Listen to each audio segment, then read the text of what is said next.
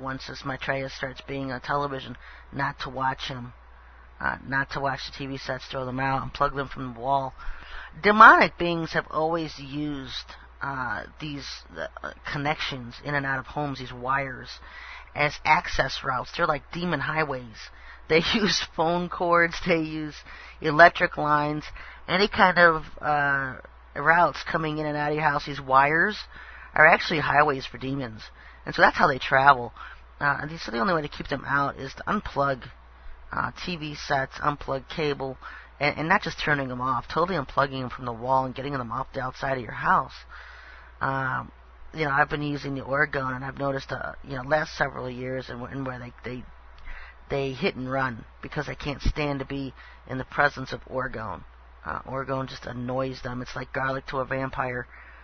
So it's certainly a weapon that the Lord's given us in these last days to protect ourselves against what's coming, because mankind is just not ready for the onslaught of what they're going to be seeing with aliens and UFOs. Certainly nothing we've had to experience before, but certainly even the pagans know about, because they're already conditioning the world through movies and television shows and commercials about the coming shift in changes of our society.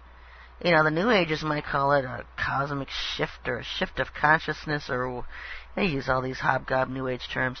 What it actually is a shift of reality. We're going all of a sudden from a human reality to a human and alien coexistent reality.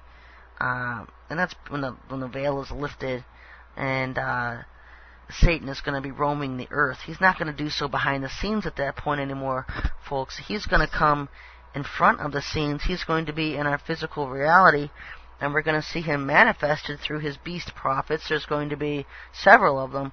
The Bible mentions the false prophet and the Antichrist, and we've got that as Maitreya and Sananda Asu, this Emmanuel, this Jesus Christ that's coming. Also has this Saint Germain coming to introduce the world's economic program. Christ Michael, who's coming, supposed to be Michael the Archangel, and he's a tall gray alien. And that's why I put all their pictures in one graphic and put it at my website about the New World Order, so you could see the main players. Pictures that they have circulating on their own websites and circles online, and New Age circles and stuff like that. The best pictures I could find or come up with to describe who these individuals are. There's several of them. But the ones taking the main stage will be the Antichrist and false prophet. And so there's various different factions fighting for control and the titles of who gets to play these last two characters on the world scene, Antichrist and false prophet. Some people believe it's going to be a human. George Bush a candidate, Hillary Clinton a candidate. As we get down to the wire, because I've always said 2009 is going to be hell on earth in America, possibly the entire world. But 2009, always a significant year in the Bible codes for destruction. So we're going to see a lot of destruction in 2009. But you have to understand that the Hebrew calendars go from September to September. Bible code software goes from January to January. So if you want to find out what's going to happen in 2009, you can start at September of 2008 in these Bible code programs and go on. Because when I look right now, not at October 2007, but October 2008 in the Bible codes, they make a lot more sense to me. Events that are happening now, things that are happening now. If I was looking in 2007, I would be looking at last year's. And so when you make a change, you realize, I can make a change here. I can tweak this because I'm looking at the wrong year here. Things start to make more sense. And only the Lord can lead you in those kinds of things, because, this is just knowledge way above what any normal human could possibly get into or even handle. I know there's a lot of people online that get into Bible codes, and they're just idiots. They don't know what they're doing. They find a couple terms and post it online. Look, I found a bunch of terms, and this is the code I found. And there's usually about 60,000 words associated with one code. So you're going to post all 60,000, or just the first 100 you thought looked good, or the first 20, or whatever. I analyze codes, every word and how they relate to each other, and they take days and days and days, weeks sometimes, of work to do. Tons of work and tons of hours. That's why post a lot of the ones I have found that I need to. I need to post a lot more than I have. The reason I stopped posting so many codes is because I was getting aggravated. Because NASA and all the New World Order freaks were getting all their information from me. And it just aggravated me that, when I try to teach the Lord's people and warn them of things coming or whatever, that it's actually helping Satan's agenda at the same time, and that just aggravated me. I didn't want them going to my blog and my websites and learning what the Lord was going to do so that they could revise their own plans. Especially if something's going to entail their destruction, let them be destroyed. I don't care. I got caught in the middle of helping his agenda at the same time of trying to help the Lord's people. You just get caught in the middle. And so I got real aggravated by that. I wish there was just some way you could have private communications with all the Lord's people so that Satan's agenda couldn't hear what was going on and being said. But that's not possible. Every idle thing I say to the Lord's people, Satan hears, because he listens to my radio shows, he listens to my audios, he reads my articles, he reads my websites. He knows everything that the Lord's telling me, because as I reveal it to the people, he hears it. And so it does get aggravating. But that's okay, because we can sit here and do everything in front of them. The funny thing about it is for years they've just thought I was a nut. They didn't really pay attention. And they were sleeping. The Bible code says they were sleeping on the job. They're sleeping on their feet. They weren't paying attention. They were like, oh, she's doing orgone. Well, we've got orgone in the bag because we've got, Don Croft over here doing it for us, and he's doing all this pagan orgone, and it's helping us out.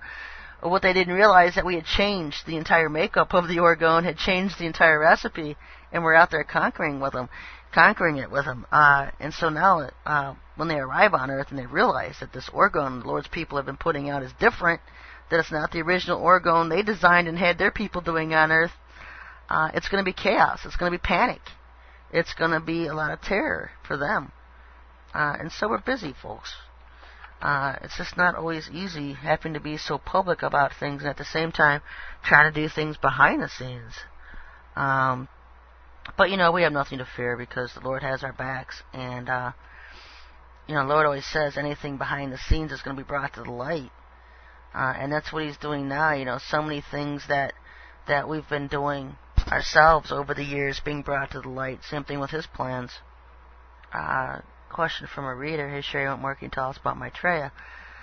Yeah, I'm still working on some stuff about him. I've been reading these books. Somebody over in the UK sent me some books on Maitreya.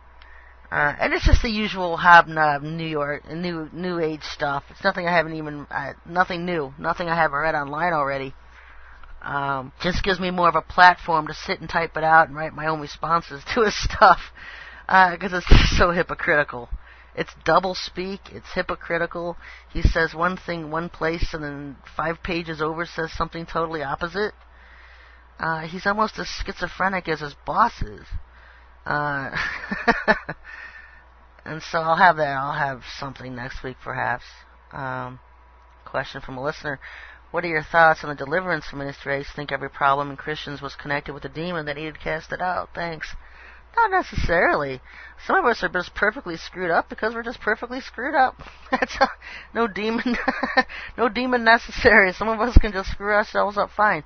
At the other times, we are screwed up by demons and harassed and tormented, and it's because of demonic problems. I like deliverance ministries. I think there is a need for deliverance ministries, but I also think they're dangerous at the same time. I was involved with the deliverance ministry for a while. The thing that I got into this Larry Law, what was his name? It wasn't, Larry something out of Colorado. And,